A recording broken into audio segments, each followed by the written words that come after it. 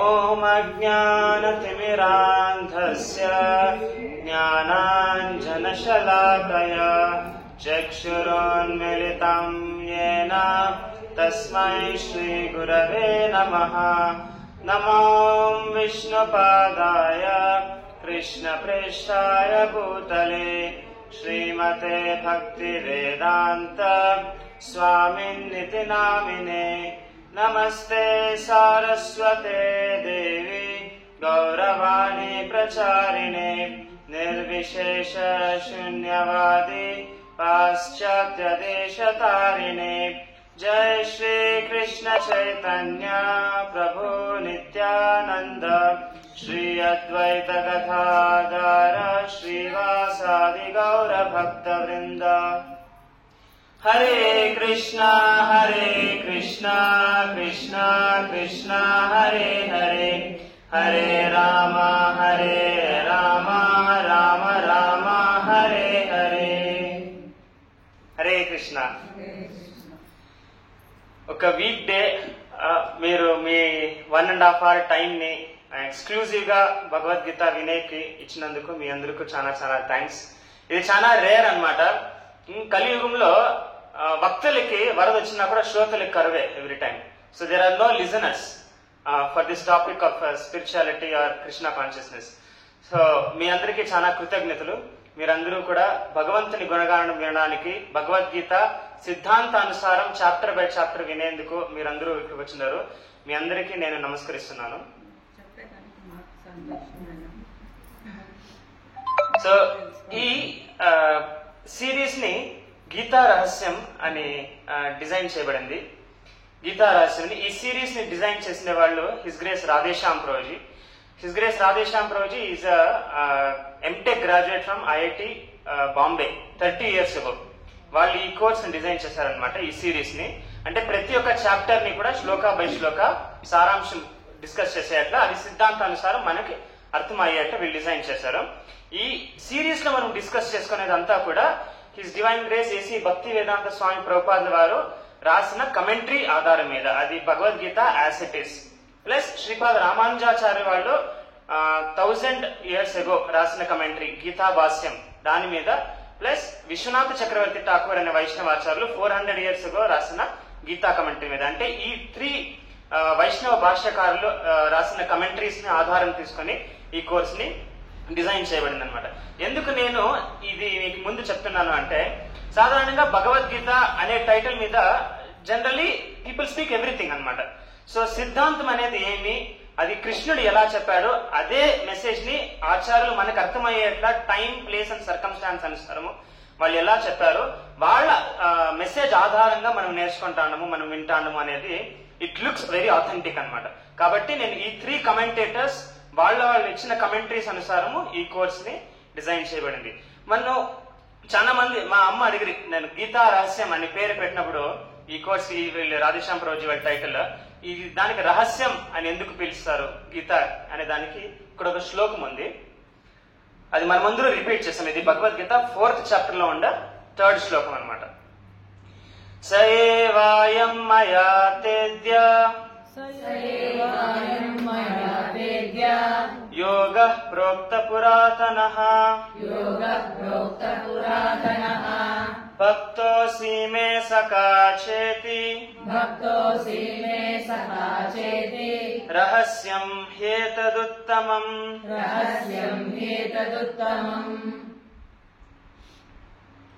So ఈ శ్లోకంలో భగవంతుడు అర్జునునికి ఏం చెప్తాడంటే, ఈ అతి సీక్రెటివ్ అయిన నాలెడ్జ్, ఈ విజ్ఞానం, వాట్ ఈస్ దిస్ విజ్ఞానం అబౌట్? దిస్ విజ్ఞానం is about the relationship between God and the living entity. అంటే భగవంతునికి జీవరాశికి ఉన్న సంబంధము, దిస్ ఈస్ రియల్ విజ్ఞానం. ఈ విజ్ఞానం అతి గుహ్యమైన విజ్ఞానం, వెరీ సీక్రెటివ్ సైంటిఫిక్ నాలెడ్జ్ గురించి నేను నీకు ఎందుకు చెప్తున్నానో తెలుసా?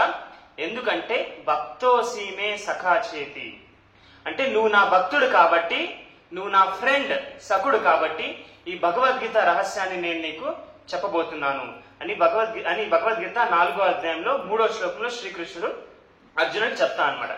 ఈ 4వ అధ్యాయం వరకు ఫస్ట్ చాప్టర్, సెకండ్ చాప్టర్ అంతా కూడా it is discuss mainly about the scenario in the battlefield. మళ్ళీ second chapter is about the science of soul, ఆత్మజ్ఞానం గురించి. థర్డ్ చాప్టర్ కర్మయోగ గురించి. ఫోర్త్ చాప్టర్ లో very secretive knowledge Krishna enters speaking. So అప్పుడు కృష్ణ చెప్తా అనమాట, నీకుండే క్వాలిఫికేషన్ ఏమి. ఇప్పుడు జనరల్ గా ఒక కాలేజ్ లో ప్రొఫెసర్ క్లాస్ ఇవ్వాలి అంటే ఆయనకు ఒక క్వాలిఫికేషన్ ఉండాలి, ఆయనకు ఒక డిగ్రీ ఉండాలి, పిహెచ్డి ఉండాలి, ఎవ్రీ ఇయర్ ఇన్ని పేపర్స్ రిలీజ్ చేయాలి అనంత క్వాలిఫికేషన్స్ ఉంటాయి. కానీ అదే కాలేజ్ లో వచ్చే స్టూడెంట్ కూడా క్వాలిఫికేషన్ ఉండాలి. ఆయన ఇంజనీరింగ్ కాలేజ్ అయితే సిఇటి ఎగ్జామ్ పాస్ అయి ఉండాలా, ఎంసెట్ ఎగ్జామ్ పాస్ అయి ఉండాలి, దాంట్లో ఉత్తీర్ణమైన అంకాలు సాధించుకోండాలా, అప్పుడే ఆ జ్ఞానం వినే కూడా అర్హుడవుతాడు అనమాట. సో అర్జునుల్లో ఉన్న క్వాలిఫికేషన్ ఏమి భగవద్గీత వినేకి అంటే he is devotionally disposed towards lord Krishna. అంటే మనము కూడా భగవద్గీత యొక్క ట్రూ మీనింగ్ ని గ్రహించాలా అంటే మనము కూడా భగవంతుని పట్ల డివోషనల్ గా ఇంక్లైన్ అయి ఉండాలి. Plus we should be friendly to lord Krishna's message. ఇప్పుడు సింపుల్ ఎగ్జాంపుల్ ఒక చెప్తాను. ఇప్పుడు హాస్టల్లో ఉన్న ఒక 12 years 13 year old బాయ్ కి ఇంటి నుంచి వాళ్ళ అమ్మ రాసిన లెటర్ వస్తే ఆ లెటర్ ని ఏ భావనతో చదువుతాడు ఆ పిల్లోడు? ప్రేమ భావనతో చదువుతాడు. ఆ లెటర్ లో వాళ్ళ అమ్మ వాళ్ళని తిట్టినా కూడా, వాళ్ళ అమ్మ వాళ్ళని నువ్వు రూల్స్ అండ్ రెగ్యులేషన్ స్పెసిఫై చేసినా కూడా, వాళ్ళమ్మ కొంచెం ఆ లెటర్ తో కొంచెం ఇంట్లో నుంచి వండి ఏమైనా పంపించినా కూడా he seize everything with an eyes of love. అంటే ప్రేమ భావనతో ఆ లెటర్ కి సంబంధించిన దాన్ని, ఆ లెటర్ లో ఉండేదాన్ని చదువుతాడనమాట. అదే లెటర్ ఎవరైతే రాసిండారో వాళ్ళకి సంబంధం లేని వాళ్ళని మనం చదివితే they don't feel much about that letter. So మనం భగవద్గీత చదువుతాము, భగవద్గీత అర్థం చేసుకుంటాము అనే దాని మొదలు మనకి భగవంతునికి ఉన్న రిలేషన్షిప్ ఏమి అనే దాని గురించి కొంచెం మనం అర్థం చేసుకుంటే భగవద్గీత మెసేజ్ మనకి నిజంగానే చాలా చాలా బెనిఫిట్ చేస్తుంది అనమాట. భగవద్గీత మెసేజ్ ని జ్ఞాన దృష్టితో మాత్రమే కాకుండా భక్తి దృష్టితో చూస్తే అది రియల్ మెసేజ్ మనకి అర్థమైంది. అనదర్ సింపుల్ ఎగ్జాంపుల్ ఆచార్యులు ఏం చెప్తారు అంటే, ఎవరైనా తేనె తాగాలి అంటే ఆ తేనె బాటిల్లో ఉన్న లిడ్ ని తీసి తాగితే ఆ తేనె యొక్క ఆస్వాదాన్ని వాళ్ళు గ్రహించుకోగలుగుతారు. కానీ అదే తేనె బాటిల్ ని అవుట్ నుంచి లిక్ చేస్తే they cannot taste the sweetness of the honey. So భగవద్గీతని కేవలం ఒక జ్ఞాన పాయింట్ ఆఫ్ వ్యూ తో చూస్తే the real true message, that feeling of love between living entity us and Krishna, అది మిస్ అయిపోతుంది అనమాట, which is the essence of Bhagavad Gita. So కాబట్టి that is like licking honey bottle from outside. కానీ ఆ హనీని real గానే టేస్ట్ చేయాలంటే మనం ఆ లిడ్ ఓపెన్ చేసి టేస్ట్ చేయాలి.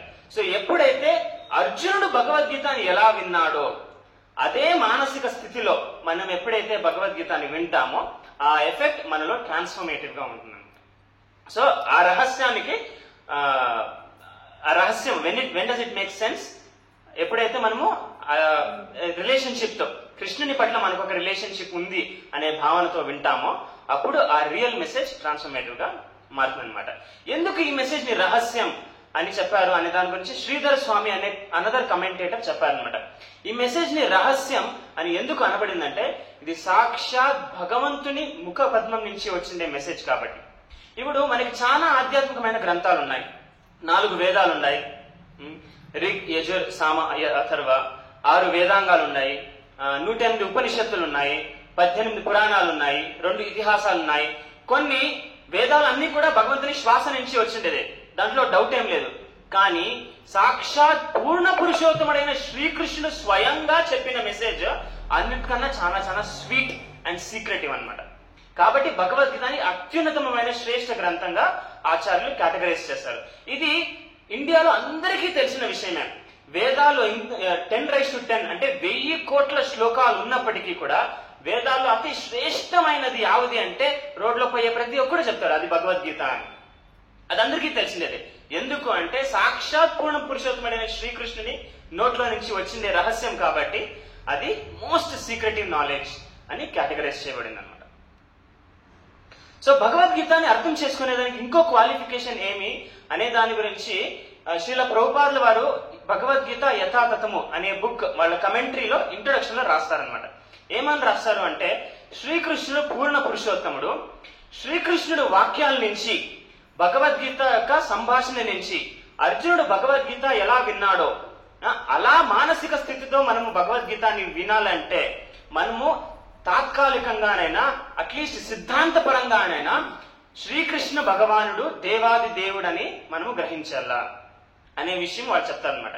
అంటే భగవద్గీత రియల్ బెనిఫిట్ మనము సంపాదించుకోవాలంటే భగవద్గీత వక్త ఎవరు మాట్లాడారో ఆయన క్వాలిఫికేషన్ ఏమి అనేది మనం అర్థం చేసుకోవాలి. సో ఆచార్యులు ఆయన క్వాలిఫికేషన్ ఏమని చెప్తున్నారు ఇక్కడ, ఆయన దేవాది దేవుడైన పూర్ణ పురుషోత్తముడు, supreme personality of God head అనే ఒక మెసేజ్. దాని మీద మనకి ఇప్పుడు కంప్లీట్ ఫెయిత్ ఉన్నా లేకపోయినా that is a secondary thing. But at least theoretically ఆయన భగవంతుడు అని మనము అర్థం చేసుకోవాలి. ఈ మెసేజ్ అర్థం చేసుకోకపోతే ఏమైతుంది, అర్థం ఎందుకు చేసుకోవాలా అనే దాని గురించి ఎవరైనా ఏమైనా చెప్పగలుగుతారా? శ్రీకృష్ణుడే భగవంతుడు అనే దాన్ని మనం గ్రహించిన తర్వాత భగవద్గీత మెసేజ్ బాగా అర్థమవుతుంది అని నేను అంటున్నాను, శాస్త్రాల్లో ఆచార్యులు కూడా అంటున్నారు. అది ఎందుకు అంటే ఒకవేళ శ్రీకృష్ణ భగవానుడు భగవంతుడు కాకపోతే ఆయన మెసేజ్ కున్న వాల్యూ ఏమి? అది ఇంకో ప్రొఫెసరే గాని, ఇంకో లెక్చరరే గాని, ఇంకో వేద పారంగుడే గాని చెప్పినప్పటికీ అది పర్ఫెక్ట్ కాలేదు. ఎందుకంటే ఈ లోకంలో ప్రతి ఒక్క హ్యూమన్ బీయింగ్ కి 4 డిఫెక్ట్స్ ఉంటాయి. 4 డిఫెక్ట్స్ ఉంటాయి. వాళ్ళ సెన్సరీ ఇంపర్ఫెక్షన్స్ ఉంటుంది. They have a tendency to cheat, they will commit mistakes and they have a tendency to get illusion. అంటే ఏమి, వాళ్ళ ఇంద్రియాలు పర్ఫెక్ట్ కావు. అంటే మనకు చూసినవి చూడినట్టు కనపడవు, కొన్నిసార్లు మనకి వినపడదు. సో మన ఇంద్రియాలు పర్ఫెక్ట్ కానందువల్ల ఆ ఇంద్రియాల నుంచి గ్రహించే జ్ఞానం కూడా పర్ఫెక్ట్ కాదనమాట. సో ఏ జ్ఞానము పర్ఫెక్ట్ గా మనం కేటగరైజ్ చేయగలుగుతాము? ఏ జ్ఞానం అయితే భగవంతుడి నుంచి వచ్చిందో దాంట్లో డిఫెక్ట్సే లేవు, దాంట్లో ఇంపర్ఫెక్షన్సే లేవు అని మనము కాన్ఫిడెంట్ గా అర్థం చేసుకోవచ్చు. సో ఎప్పుడైతే మనం కృష్ణుడు భగవంతుడు అనే విషయాన్ని మనం అర్థం చేసుకుంటామో అప్పుడు భగవద్గీత ఒక మెసేజ్ చాలా ట్రాన్స్ఫర్మేటివ్ గా ఉంటుంది అనమాట. Because any imperfect person cannot give perfect knowledge. Perfect knowledge can come from perfect person and those who represent the perfect person. కాబట్టి భగవంతుడు కృష్ణుడు అనే విషయాన్ని మనం అర్థం చేసుకోవాలి, అట్లీస్ట్ థియరిటికలీ.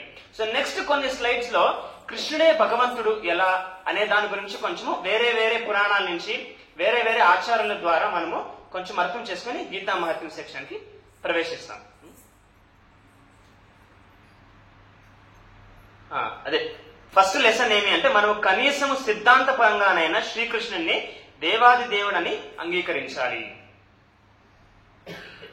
సో దానికి ఆధారాలు ఏమి? కృష్ణుడే భగవంతుడు అనే దానికి ఆధారాలు ఏమి? What can be the proofs for telling that lord Krishna is the supreme personality of God head? Open question. Okay, he himself tells in Bhagavad Gita. ఆయనే భగవద్గీతలో చెప్తారు, అహం సర్వస్య ప్రభవో మత్తః సర్వం ప్రవర్తతే ఇతి మత్వా భజంతే మాం బుధాభావ సమన్విత. కానీ ఎవరెవరైనా చెప్పచ్చు నేను భగవంతుడు అని, కానీ అది ఎట్లా నమ్ముతాము? ఓకే, ఇప్పుడు నేను చెప్పచ్చు. మీరందరూ కూడా ఇక్కడ నా గీత వినడానికి వచ్చిండారు, నేను భగవంతుడు అని నేను చెప్తాను. దాన్ని మీరు ఆర్గ్యుమెంటివ్ గా ఎలా కౌంటర్ చేస్తారు? జనాలు అడుగుతారు, నేను భగవద్గీత క్లాసెస్ వింటాను అని నేను నా ఫ్రెండ్స్ చెప్తేనే వాళ్ళు అడిగిన ఫస్ట్ క్వశ్చన్ ఎట్లే, భగవద్గీత పర్ఫెక్ట్ అని ఎలా చెప్పగలుగుతావు, కృష్ణుడే భగవంతుడు ఎలా చెప్పగలుగుతావు? These are normal questions and they are very reasonable questions. So we have to answer them. So how can we say lord Krishna is God? On what basis? కొందరు మన ఊర్లోనే ఓపెన్ దేవుని దేవస్థానాలు ఉన్నాయి. ఆ దేవస్థానాల్లో ఉండే ఉపాసకులందరూ కూడా వాళ్లే భగవంతుడు అని చాలా మంది గ్రహిస్తారు. అది కాదు ఈయన భగవంతుడు అని మీరు ఎలా సిద్ధాంతపరంగా అర్థం చేసుకోగలిగారు? దానికి okay, with the help of a teacher. Very nice answer. So దానికి 4 ways we can understand that Krishna is God. First, from his activities. ఆయన చేసే కార్యాల వల్ల ఆయనే భగవంతుడు. ఎందుకంటే ఆయన చేసే కార్యాలు వేరే ఎవ్వరూ చేయలేరు కాబట్టి ఆ కార్యాల ద్వారా, ఆయన చేసే కర్మాల ద్వారా ఆయనే భగవంతుడు అని మనము అర్థం చేసుకోగలుగుతాం. అది ఫస్ట్ రీజన్ అన్నమాట. సెకండ్ రీజన్ ఏమి అంటే ఆయనకున్న లక్షణాల వల్ల. మనకి కొన్ని లక్షణాలు ఉంటాయి, ఆయనకి కొన్ని లక్షణాలు ఉంటాయి, కానీ ఆయనకున్న లక్షణాల పరిపూర్ణత ఎవరికి ఉండలేదు. కాబట్టి ఆయనకున్న క్వాలిటీస్, డివైన్ స్పిరిచువల్ క్వాలిటీస్ వల్ల ఆయనే భగవంతుడు అని మనము చెప్పగలుగుతాం. మూడో రీజన్ ఏమి అంటే శాస్త్రం చెప్తాంది కాబట్టి శాస్త్రం ఆధారం అనుసారము మనం కృష్ణుడే భగవంతుడు అని చెప్పగలుగుతాం.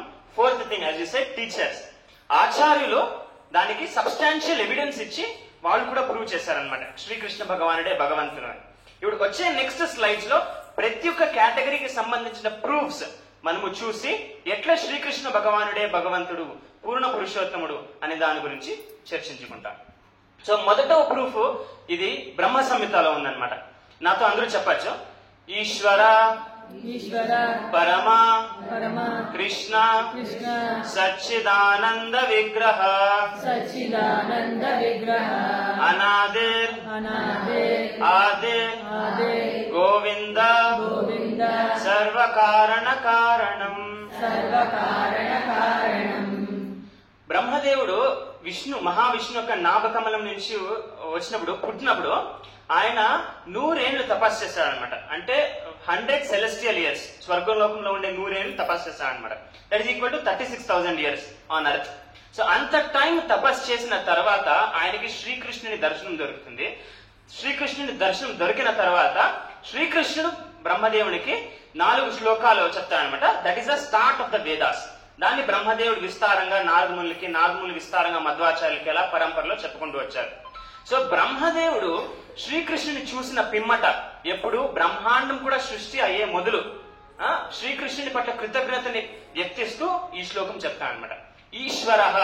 ఈశ్వర అంటే కంట్రోలర్. ఈశ్వరుడు అంటే మనము శివుణ్ణి కూడా ఈశ్వరుడు అంటాము, ఇంద్రుని కూడా ఈశ్వరుడు అంటాము. కానీ డిఫరెన్స్ ఏమి అంటే ఈశ్వర మీన్స్ కంట్రోలర్. ఇప్పుడు నా కంపెనీలో నా డిపార్ట్మెంట్ లో 30 members ఉన్నారు. వాళ్ళందరికీ నేనే ఈశ్వరుడు. ఎందుకంటే nothing that they do can go forward unless I sanction. నేను శాంక్షన్ చేసేంత వరకు వాళ్ళు చేసేది ఏమీ కూడా అది it cannot go forward. So నేను ఈశ్వర, స్మాల్ ఈశ్వర, చోటా ఈశ్వర కదా. అట్లా ఒక్కొక్క డిపార్ట్మెంట్, బ్రహ్మాండంలో ఉన్న ఒక్కొక్క డిపార్ట్మెంట్ ని ఒక్కొక్కరు హ్యాండిల్ చేస్తారు అనమాట. ఇంద్రుడు వర్షాలను హ్యాండిల్ చేస్తాడు, వరుణుడు నీటిని హ్యాండిల్ చేస్తాడు, అగ్ని నిప్పుని హ్యాండిల్ చేస్తాడు. అట్లా భౌతిక జగత్తుని సమస్తంగా ఎవరు హ్యాండిల్ చేస్తారో పార్వతీ పరమేశ్వరు హ్యాండిల్ చేస్తారు. జగత్పితరం వందే పార్వతీ పరమేశ్వరం. అట్లా భౌతిక జగత్తు నుంచి బయట ఆధ్యాత్మిక లోకాలని కూడా ఎవరు నియంత్రిస్తారు? మహావిష్ణు శ్రీకృష్ణ భగవానుడు నియంత్రిస్తాడు అనే దాని గురించి ఈ శ్లోకంలో చెప్తాను అనమాట. ఈశ్వర పరమ అంటే పరమేశ్వరుడు అని. సచ్చిదానంద విగ్రహం అంటే ఆయనొక వ్యక్తి, ఆయనకు ఒక రూపం ఉంది. విగ్రహం అంటే రూపం ఉంటే మాత్రమే ఒక వ్యక్తి అని మనం అంటాం కదా. సో సచ్చిదానంద విగ్రహం, ఆయన రూపం ఎలా ఉంది? సత్ అంటే నాలెడ్జ్, సారీ ఎటర్నిటీ, శాశ్వతత్వం. చిత్ అంటే నాలెడ్జ్, ఆనందం అంటే బ్లిస్. అంటే ఆయన స్వరూపము భౌతిక పదార్థాలైన పంచభూతాలే గాని, మనస్సు లేదా బుద్ధి లేదా అహంకారంతో గాని కూడిండేది కాదు. ఫర్ ఎగ్జాంపుల్ బ్రహ్మదేవుని శరీరంలో భూమి, ఆకాశం, నిప్పు అలాంటివి ఏమీ లేవు. బ్రహ్మదేవుని శరీరం కంప్లీట్ గా బుద్ధితత్వంతో చేయబడింది అనమాట. బుద్ధితత్వంతో చేయబడింది అంటే స్థూల పదార్థాల నుంచి కూడా బ్రహ్మదేవుడు చాలానే పైన ఉన్నాడనమాట. కానీ అలాంటి పదార్థం కన్నా పైన ఉండేది ఇది సచ్చిదానందం. సంపూర్ణమైన జ్ఞానంతో, సంపూర్ణమైన శాశ్వతత్వంతో, సంపూర్ణమైన ఆనందంతో కూడిన శరీరము ఆయనదనమాట. పంచభూతాల నుంచి చాలా పైన ఉండేదన్నమాట. సచ్చిదానంద విగ్రహ అనాదిర్ అంటే ఆయనకి ముందు అనేది ఏమీ లేదు. ఆదిర్ అంటే ఆయనకు ముందు అనేది ఏమీ లేదు, ఆయన కన్నా ముందు కూడా ఏమీ లేదు. కాబట్టి సర్వ కారణం, ఈ సర్వ చరాచర జగత్తు సృష్టికి కూడా ఆయనే కర్త అనే దాని గురించి బ్రహ్మదేవుడు, who is the first engineer of the universe, ఆయన చెప్తాను అనమాట బ్రహ్మ సంహితలో. ఇంకొకటి ఏమి అంటే మనం ఫస్ట్ అర్థం చేసుకోవడం ఏమి, శ్రీకృష్ణుడు భగవంతుడు అని అర్థం చేసుకోవడానికి ఫస్ట్ కారణం ఏమి? భగవంతుడు చేసే కార్యాలు, యాక్టివిటీస్. సో ఆ యాక్టివిటీస్ గురించి భగవద్గీత 4th chapter 9th శ్లోకంలో శ్రీకృష్ణుడే స్వయంగా చెప్తాడు. ఏమని చెప్తాడు అంటే, జన్మ కర్మచ మే దివ్యం ఏవం యో వ్యక్తి తత్వతః త్యక్త్వా దేహం పునర్జన్మం నైతి మామేతి సోర్జున. ఎవరైతే నేను చేసే కార్యాలు, ఈ లోకంలో నా అవతరణ, ఇవన్నీ కూడా సిద్ధాంతపరంగా అతీంద్రియము అని గ్రహిస్తారో వాళ్ళు ఈ దేహము త్యజించిన తర్వాత మళ్ళీ ఈ లోకంలో పుట్టరు, నా ధామానికి చేరుకుంటారు, అంటే వైకుంఠ లోకానికి చేరుకుంటారు. అంటే కేవలం భగవంతుని కార్యాలు లో ఉన్న భగవత్ తత్వాన్ని అర్థం చేసుకుంటే we become transcended to birth, old age, disease and death. అంటే జన్మ, మృత్యు, జరా, వ్యాధి అనే 4 రోగాల నుంచి మనము తప్పించుకుంటాం అనమాట. ఎట్లా? కేవలం భగవంతుని కార్యాలు అతీంద్రియము అని మనం గ్రహిస్తే we will become timeless and deathless. So 5000 సంవత్సరాల క్రితం శ్రీకృష్ణుడు భారతదేశంలో మథురలో దేవకి మరియు వసుదేవులకు అష్టమ సంతానంగా అవతరించాడు. ఇదంతా ఇతిహాసం అన్నమాట. ఈ ఏడాది వచ్చే జన్మాష్టమికి 5150 years of lord Krishna's appearance ని సెలబ్రేట్ చేస్తాను. అంటే 5149 years 3-4 months వెనకల శ్రీకృష్ణ భగవానుడు మథురా నగరంలో దేవకి వసుదేవుల గర్భాన జన్మించాడు అనమాట. సో ఆయనని బృందావనంలో తరలించారు. ఎందుకు? కంసుడు చేస్తానే అత్యాచారం నుంచి కాపాడడానికి ఆయనని మథురా నుంచి బృందావనానికి తరలించారు అనమాట. ఆయన చేసే యాక్టివిటీస్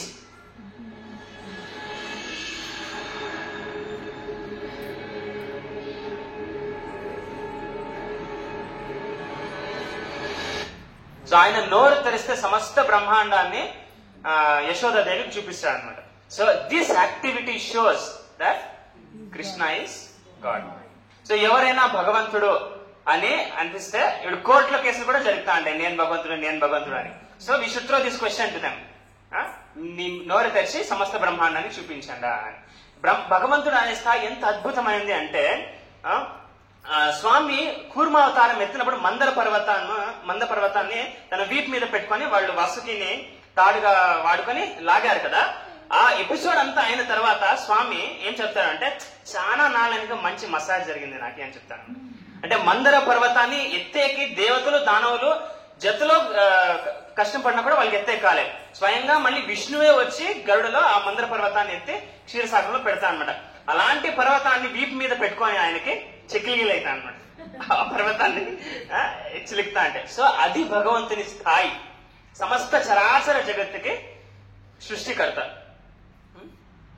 మళ్ళీ ఆయన యాక్టివిటీస్ నుంచి మనం అర్థం చేసుకోవచ్చు ఆయన భగవంతుడు అని. ఆయన భక్త వాత్సల్యత నుంచి.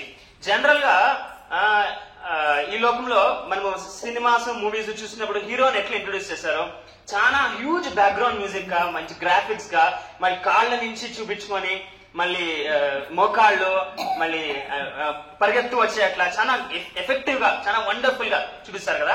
అట్లా కాకుండా భగవద్గీతలో, మళ్ళీ మహాభారతంలో, మళ్ళీ శ్రీమద్ భాగవతంలో కృష్ణుని ఎలా ఇంట్రొడ్యూస్ చేశారంటే ఇంకొకరికి చారియటియర్ గా ఇంట్రొడ్యూస్ చేశారు. అంటే డ్రైవర్ గా. Nobody wants to be introduced as a driver of someone else, and definitely not a most powerful person. Ordinary people ordinary కార్యాలు చేస్తే పెద్దగా ఎవరు సీరియస్ తీసుకునే. ఎక్స్ట్రాడినరీ పీపుల్ ఎక్స్ట్రాడినరీ యాక్టివిటీస్ తీసుకున్నా కూడా ఆయన ఎక్స్ట్రాడినరీలే, ఆయన స్థాయికి అది చేస్తున్నాడు అని మనం అర్థం చేసుకుంటాం. ఎక్స్ట్రాడినరీ పర్సన్ ఆర్డినరీ యాక్టివిటీ చేస్తే అది చాలా సెన్సేషన్ అయిపోతుంది. For example Swachh Bharat Abhiyan start చేసినప్పుడు ప్రధానమంత్రి వాళ్ళు పరిగెత్తుకుని ఊడిస్తున్నారు. అంటే ప్రధానమంత్రి అంటే 150 కోట్ల జనాభా ఉన్న దేశానికి ప్రధానమంత్రి వచ్చి చెత్త ఊడిస్తున్నాడు అనేది అది చాలా సెన్సేషనల్ అయ్యా. ఇట్లా అఖిలాండ కోటి బ్రహ్మాండ నాయకుడు ఒక సాధారణ భక్తునికి రథసారథ్యాన్ని స్వీకరించారు అంటే సమస్త దేవతలు కూడా చాలా ఆశ్చర్యపడారనమాట ఆయన భక్త వాత్సల్యతను చూసి. So this activity shows that he is God.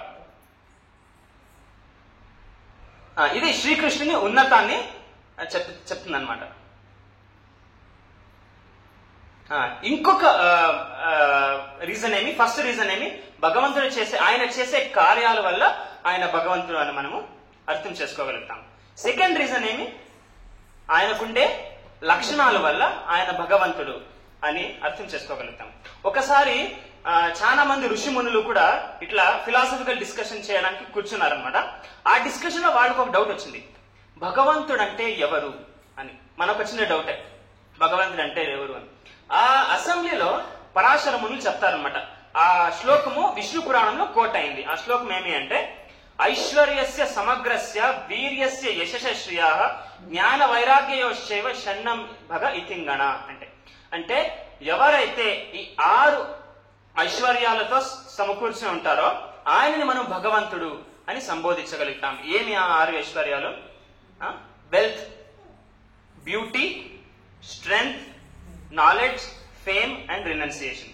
అంటే ఐశ్వర్యము, సౌందర్యము, వీర్యము, జ్ఞానము, యశస్సు, మళ్ళీ వైరాగ్యం.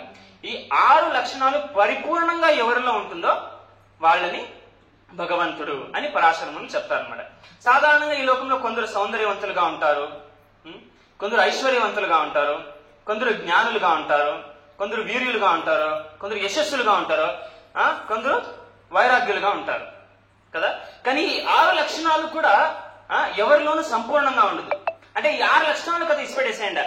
ఈ 6లో ఉన్న ఒక్క లక్షణం కూడా ఎవరిలోనూ సంపూర్ణంగా ఉండదు. ఇప్పుడు ఎలాన్ మస్క్, ఆయన property worth $3 trillion. So $3 trillion అధిపతి ఆయన కావచ్చు, కానీ పాకెట్ లో ఉన్న 100 రూపీస్, నా పాకెట్ లో ఉన్న 100 రూపీస్ కి నాయకుడు ఎవరు? అధిపతి ఎవరు? నేనే. సో సమస్త చరాచర జగత్తులో ఉన్న ఐశ్వర్యానికి అంతా నేనే అధిపతి అని ఎవ్వరూ చెప్పలేరన్నమాట. సో భగవంతుడు ఈ షడ్ ఐశ్వర్యాల్లో సంపూర్ణంగా ఉందన్నమాట ఆయనలో. సర్వ సంపదలు కలిగిన వాడు, సర్వశక్తి సామర్థ్యం ఉన్నవాడు, యశోకీర్తి సంశోభితుడు, సర్వాంగ సౌందర్యవంతుడు, సకల జ్ఞాన పారంగుడు, మళ్ళీ పరిపూర్ణ వైరాగ్యవంతుడు అని. అందుకే ఆయనని భగవంతుడు అనేది. ఈ ఒక్కొక్క లక్షణం గురించి చర్చించుకుంటాం. సౌందర్యము, మనము సౌందర్యము లావణ్యము అనేది జనరల్ గా జతలో వాడేస్తాం, కానీ అట్లా కాదు. బ్రహ్మదేవుడు చెప్తాడు డిఫరెన్స్ ఏం చెప్తాడు అంటే, లావణ్యము అంటే ప్రతి ఒక్క అంగము in itself is very beautiful అన్నమాట.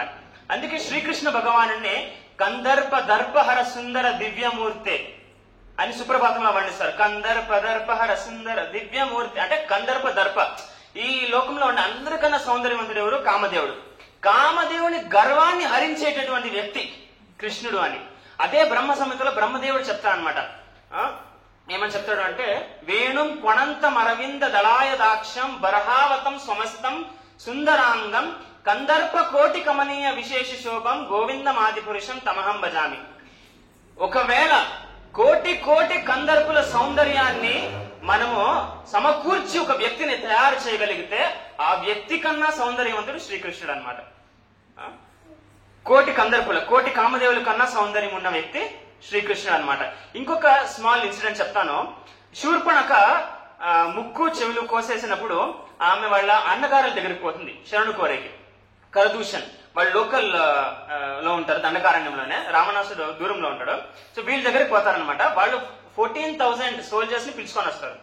14,000 సోల్జర్స్ ని పిలుచుకొని వచ్చి శ్రీరామచంద్రుడి మీద దండయాత్ర సాగించాలా అనే ఉద్దేశంతో వచ్చినప్పుడు శ్రీరామచంద్రుడి సౌందర్యం చూసి వాళ్ళు, నేను మీతో కాంప్రమైజ్ అవుతాను, ఒకసారి చెప్పండి అని అడుగుతారు అనమాట. రామాయణంలో ఇది వాల్మీకి మునులు వర్ణిస్తారు. ఆయన సౌందర్యం చూసి వీళ్ళిద్దరూ కూడా యుద్ధం చేసే వచ్చినామని మైమరిచిపోతారనమాట. అది శ్రీరామచంద్రుని శ్రీకృష్ణుని సౌందర్యం అని. ఐశ్వర్యం, ఈ లోకంలో అన్ని టెంపుల్స్ కన్నా రిచెస్ట్ టెంపుల్ కాదు అనంత పద్మనాభ స్వామి టెంపుల్. దానికన్నా ముందు తిరుపతి దేవస్థానం. రెండిట్లోనూ ఎవరు నాయకుడు? అఖిలాండ కోటి బ్రహ్మాండ నాయకుడు కృష్ణుడు. సో కొందరిని మనం లాక్పతి, అరపతి, కరపతి అని సంబోధిస్తామే గాని లక్ష్మీపతి అని మనం కేవలం నారాయణని మాత్రమే సంబోధించగలుగుతాం. ఎందుకంటే సమస్త జగత్తులో ఉన్న ఐశ్వర్యానికి అధిపతి ఆయన మాత్రమే. మళ్ళీ వీర్యము, ఆయన ఎంత పరాక్రమవంతుడు అంటే, ఆయన 5 ఏళ్ల బాలకుడుగా ఉన్నప్పుడు కాళియా అనే 1000 పడుగులున్న పాము మీద ఆయన నాట్యం ఆడాడనమాట. సాధారణంగా ఒక స్టేజ్ మీద గంట నాట్యం ఆడితేనే మనకి పూర్తి గ్యాస్ అవుట్ అయిపోతుంది. అలాంటిది మూవింగ్ స్టేజ్, అది కూడా స్లిప్పరీ. ఆ స్టేజ్ మీద నూనె పోసి మనం డాన్స్ చేసి ట్రై చేయండి, ఎవరి చేత అయ్యాలి. సో భగవంతుని వీర్యం అంత అనమాట. ఆయన 7 ఏళ్ల బాలకుడప్పుడు గోవర్ధన పర్వతాన్ని ఎత్తాడు. ఆయన 3 దినాల బాలకుడప్పుడు పూతన అనే రాక్షసుని సంహరిస్తాడు అనమాట. శకటాసురుణ్ణి, వత్సాసురుణ్ణి, ధేనుకాసురుణ్ణి, లెక్క లేనన్ని వాళ్ళని, బకాసురుణ్ణి. బకాసురుడు అనే రాక్షసుని సంహరించే దేవతలందరూ కూడా దండయాత్ర సాగించినా కూడా ఏమీ చేసే కాలేదన్నమాట. అలాంటి రాక్షసుడిని కేవలం బీక్ పట్టుకొని భగవంతుడిలా చంపేస్తాడు. సో ఆయన శక్తి ఇటువంటిది అనమాట. కరదూషణలు వచ్చారు అని చెప్తే కదా, ఆ శూర్పణఖని రక్షించడానికి, అవమానానికి ప్రతి తీర్చుకోవడానికి శ్రీరామచంద్రుడి మీద దండయాత్ర సాగిస్తారు కదా. అప్పుడు శ్రీరామచంద్రుడు 14,000 మందిని ఒకే ముహూర్తంలో సంహరిస్తాడు అనమాట. ఒకే ముహూర్తం అంటే 48 minutes. ఆయన యొక్క ధనుస్సులకి ఒక మెకానిజం ఉంది. ఏమది అంటే, ప్రతి 100 members ని శ్రీరామచంద్రుడు సంహరిస్తే దాంట్లో ఒక గంట మోగుతుంది అనమాట.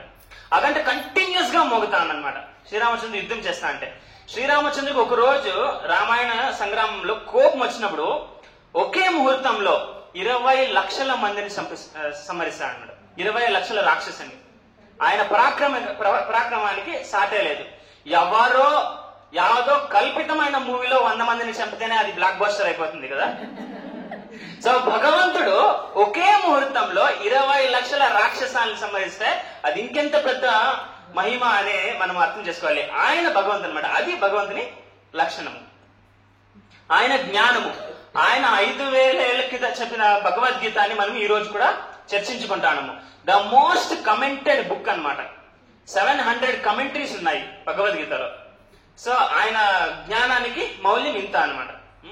అది మాత్రమే కాకుండా సర్వ చరాచర జగత్తులో ఉన్న అన్ని జీవరాశి హృదయాల్లోనూ ఆయన పరమాత్ముడిగా వెలుస్తాడనమాట. అంటే మనకి కోరిక ఉంది అని తెలిసేక ముందే మన కోరిక ఏమో ఆయన తెలుసుకుంటాడు అనమాట. అలాంటి వ్యక్తి అనమాట. ఆయన జ్ఞానానికి కూడా సాటే లేదు. ఆయన యశస్సుకి కూడా. ఒక రాజు బాగా పరిపాలిస్తే కొన్ని శతాబ్దాలే కానీ కొన్ని వేల సంవత్సరాలనే కానీ ఆయన గుర్తుపెట్టుకుంటాము. కానీ శ్రీకృష్ణ భగవానుని శ్రీరామచంద్రుని పరిపాలన 1,60,00,000 ఏళ్ల క్రితం ఆయన పరిపాలించాడనమాట. ఆయన ఇప్పుడు కూడా మనము ఆరాధిస్తాం. ఇప్పుడు కూడా మనం మర్చిపోలేము.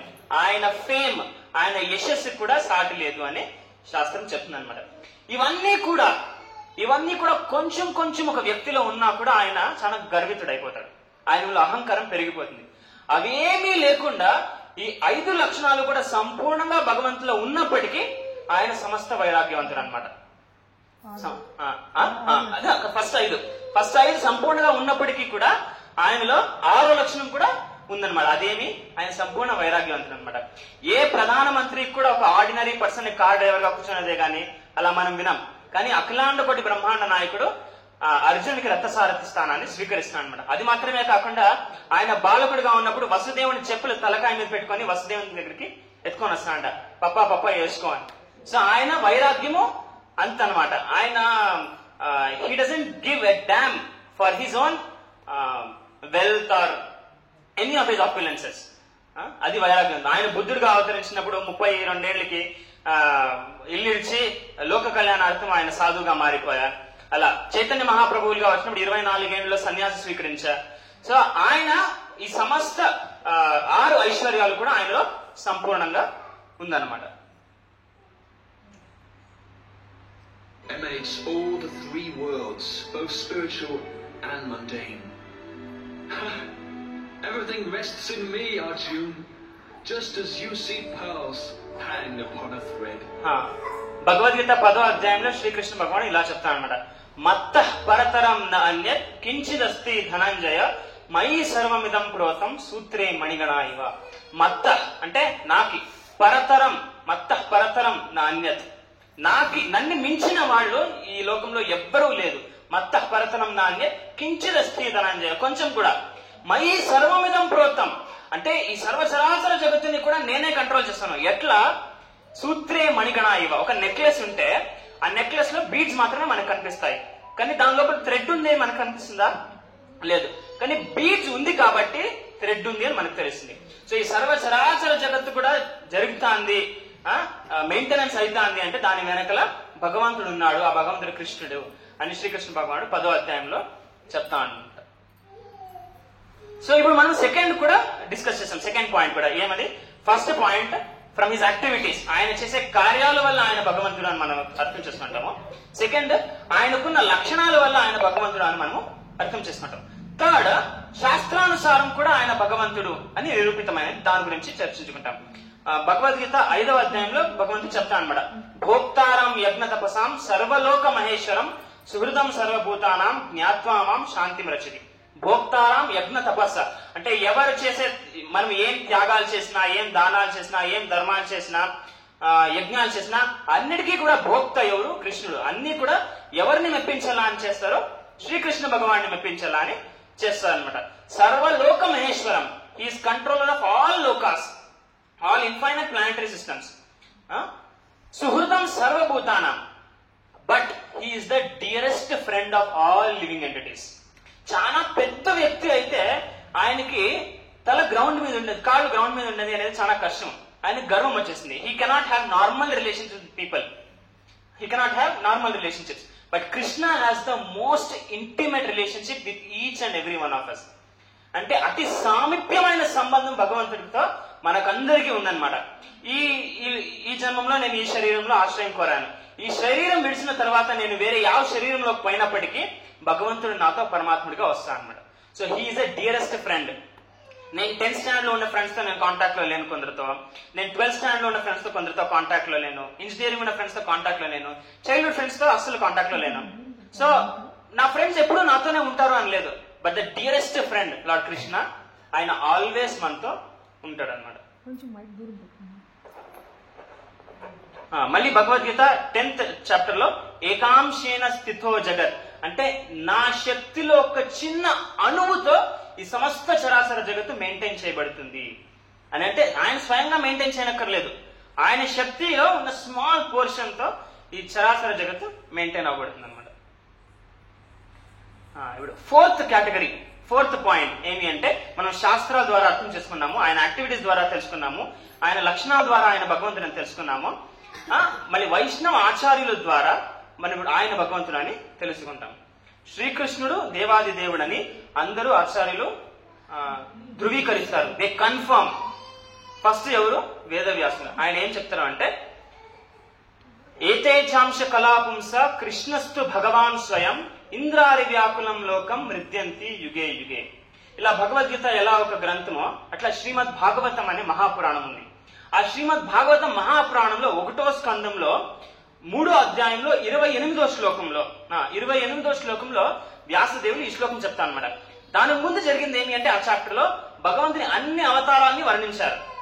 గుణావతారాలు, బ్రహ్మ విష్ణు మహేశ్వరులు, మత్స్య కూర్మ వరాహ ఇత్యాది అవతారాలు, నారదముని లాంటి శక్త్యావేశ అవతారాలు, పృథు, మళ్ళీ ఇట్లా చాలా 24 అవతారాలను అన్నింటినీ వర్ణించి లాస్ట్ లో వ్యాసదేవులు ఏం చెప్తారు అంటే, ఈ అన్ని అవతారాల్లోకి మూల పురుషుడు ఎవరు? ఏతేచాంశ కళాపుంస కృష్ణస్తు భగవాన్ స్వయం. దాంట్లో పురుషావతారాలు కూడా అంటే మహావిష్ణువు, క్షిరోదక్షయ విష్ణువు, గర్భోదక్షయ విష్ణువు, నారాయణుడు, ఇలాంటి 24 అవతారాలు. ఆయనకు అనంత కోటి అవతారాలు ఉన్నాయి. అందులో ప్రముఖంగా మనకి తెలిసినటువంటి 24 అవతారాలను అన్నింటినీ వర్ణించి వేదవ్యాసులు ఏమని చెప్తారు అంటే, ఈ అన్ని అవతారాలకి శ్రేష్టమైన అవతారం, ఈ అన్ని అవతారాల్లో శ్రేష్టమైనది వ్యక్తి ఎవరి నుంచి అవతారాలు ఉద్భవిస్తున్నాయో ఆ వ్యక్తి ఎవరు? కృష్ణుడు చెప్తా అన్నమాట. అది మాత్రమే కాకుండా అర్జునుడు చెప్తున్నాడు. అర్జునుడు ఏమని చెప్తున్నాడు భగవద్గీతలో? పరం బ్రహ్మ పరం ధామ పవిత్రం పరమం భవాన్ పురుషం శాశ్వతం దివ్యం ఆది దేవం అజం విభం. అంటే Arjuna is clear that Krishna is God. అప్పుడు మనం ఏమనుకోవచ్చు, అర్జునుడు కృష్ణుడి ఫ్రెండ్ మస్కా పడుతున్నాడు, నేను కొట్టచ్చు నా ఫ్రెండ్ కి, నువ్వే దేవుడు రా, నువ్వే రిచెస్ట్ పర్సన్ అని. కానీ అర్జునుడు నెక్స్ట్ శ్లోకంలో ఏం చెప్తున్నాడు? నేను మాత్రమే చెప్తాను లేదు, ఆ డౌట్ క్లారిఫై చేసుకోనికి. ఆహుస్వాం ఋషయ సర్వే దేవర్షిర్ నారదస్తత. మీరే స్వయంగా భగవద్గీతలో చెప్పారు, మీరే భగవంతుడు అని 10వ అధ్యాయంలో నువ్వే స్వయంగా చెప్తారు. అది మాత్రమే కాకుండా ఋషయ సర్వే, ఋషులందరూ కూడా, దేవర్షి నారదులు, అసిత, దేవల, వ్యాస ఇలాంటి గ్రేటెస్ట్ ఫిలాసఫర్స్ కూడా తమరే అఖిలాండ కోటి బ్రహ్మాండ నాయకుడు, తమరే దేవాది దేవుడు అని స్పష్టంగా ప్రకటించారు అని అర్జునుడు చెప్తానన్నమాట. మళ్ళీ రీసెంట్ టైమ్స్ లో వచ్చిన గొప్ప ఆచార్యులందరూ కూడా చెప్తాడు అనమాట. మధ్వాచార్యులు, ఆయన మోస్ట్ ఫేమస్ కోట్ ఏంది? హరి సర్వోత్తమ. ఆయన కూడా చెప్తారు అనమాట. శ్రీపాద రామానుజాచార్యులు, వీళ్ళు కూడా శ్రీకృష్ణ భగవంతుడే దేవాది దేవుడు, చైతన్య మహాప్రభువులు.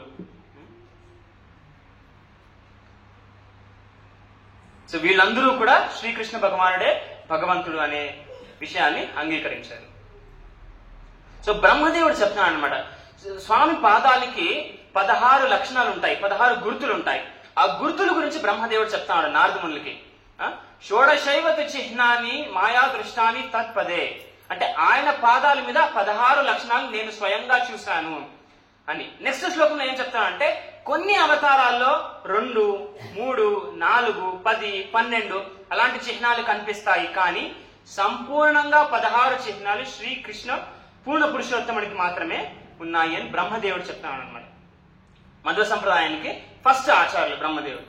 అది మాత్రమే కాకుండా మార్కండేయ ఋషులు ఒకసారి పాండవులకు చెప్తాను అనమాట. పాండవులు వనవాసంలో ఉన్నప్పుడు వాళ్ళు సాధు సాంగత్యాన్ని బెనిఫిట్ తీసుకుంటారు. అప్పుడు మార్కండేయ ఋషులు కూడా వస్తారు. మార్కండేయ ఋషులు యుధిష్ఠిర మహారాజు సంబోధిస్తూ, ఇక్కడ కూర్చోండే వ్యక్తి నీ సకుడో నీ బావమర్థం అని నువ్వు అనుకోవద్దు. ఆయన అఖిలాండ కోటి బ్రహ్మాండ నాయకుడు. బ్రహ్మదేవుని ఒక దినము సంపూర్ణంగా గడిచిన తర్వాత ప్రళయం వచ్చినప్పుడు నాకు ఒక వరం ఉంది, నేను 7 ప్రళయాల వరకు బతుకుతాను అని. 7 ప్రళయాలు అంటే 7 దినాలు. బ్రహ్మదేవునికి 7 దినాలు అంటే సహస్ర యుగాలు. సత్యత్రేత ద్వాపర కలి ఎప్పుడైతే 1000 సార్లు జరుగుతుందో అది బ్రహ్మదేవునికి ఒక దినం, మళ్ళీ జరిగితే అది రాత్రి. అలాంటి 7 సార్లు గడిచినప్పుడు ఆ 7 సార్లు ప్రళయాన్ని నేను ఎక్స్పీరియన్స్ చేశాను. ఆ ప్రళయంలో సమస్త చరాచర జగత్తు కూడా నశించిపోయినా ఈ యొక్క చిన్న బాలుడు మాత్రము ఆయన కాలి బొటన వేలిని నాకుతూ కూర్చోంటాడు. ఆయన నేను చూశాను అని. ఎందుకు నాకుతా ఉంటాడంటే, ఎప్పుడు మనము భగవంతుని పాదాలని, భగవంతుని పాదకమలం మనం వర్ణిస్తాము. నా కాళ్ళకున్న టేస్ట్ ఏమి భక్తులు అంత వర్ణిస్తారు అని చెప్పేసిందే ఆయన టేస్ట్ చేయాలా అనే ఉద్దేశంతో ఆయన నోట్లో పెట్టుకుంటారు అనమాట. సో ఆ ప్రళయంలో మార్కండేయ ఋషులకి ఆశ్రయం అనేది లేకుండా పోతుంది. ఆయన ఈ బాలుని చూసినప్పుడు ఆ బాలుడి దగ్గరకు వస్తే ఆ బాలుడు చెప్తా అనమాట, ఓ వత్స మార్కండేయ అని. అంటే మార్కండేయ ఋషుల ఆయుష్ బ్రహ్మదేవుని 7 దినాలు, అది మనం లెక్కేస్తే కూడా అయ్యలే.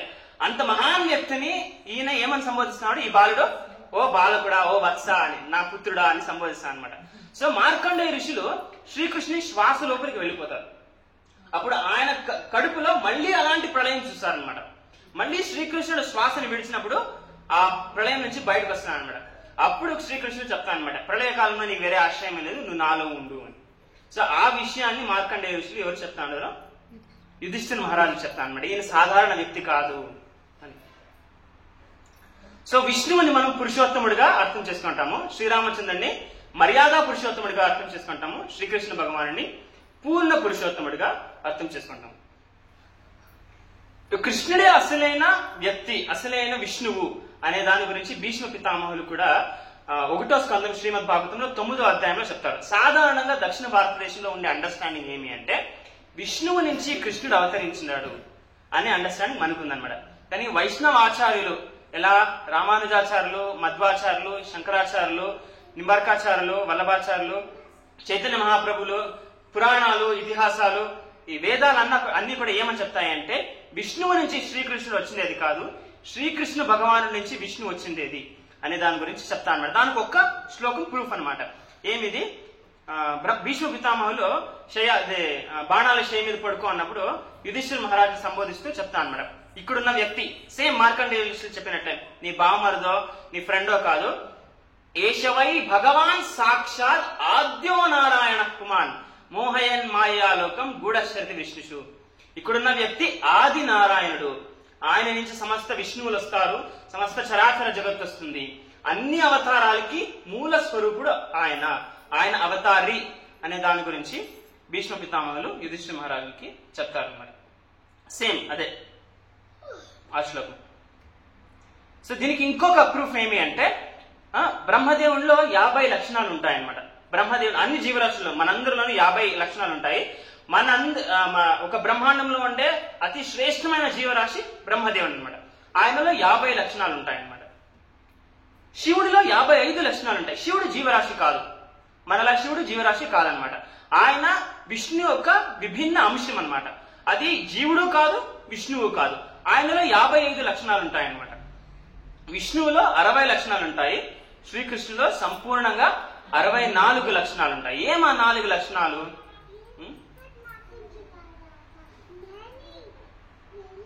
ఆయన భక్త వాత్సల్యత, ఆయన లీలా మాధురి, భక్త మాధురి, వేణు మాధురి, మళ్ళీ రూపమాధురి. ఈ 4 క్వాలిటీస్ ఆయనకి ఎక్కువ ఉంటాయి. సో దాని నుంచి మనం ఏమర్థం చేసుకోవచ్చు, శ్రీకృష్ణ భగవానుడే దేవాది దేవుడు అనే విషయాన్ని మనము అర్థం చేసుకున్నాం. సో ఈ ఫిలాసఫికల్ బేస్ ఉంటే మనకి భగవద్గీత ఒక మీనింగ్ మనకి డీప్ గా కూర్చుంటుంది అనమాట. అంతవరకు లేదు భగవద్గీత ఇస్ అనదర్ లిటరేచర్ అని మనము అనుకుంటాం.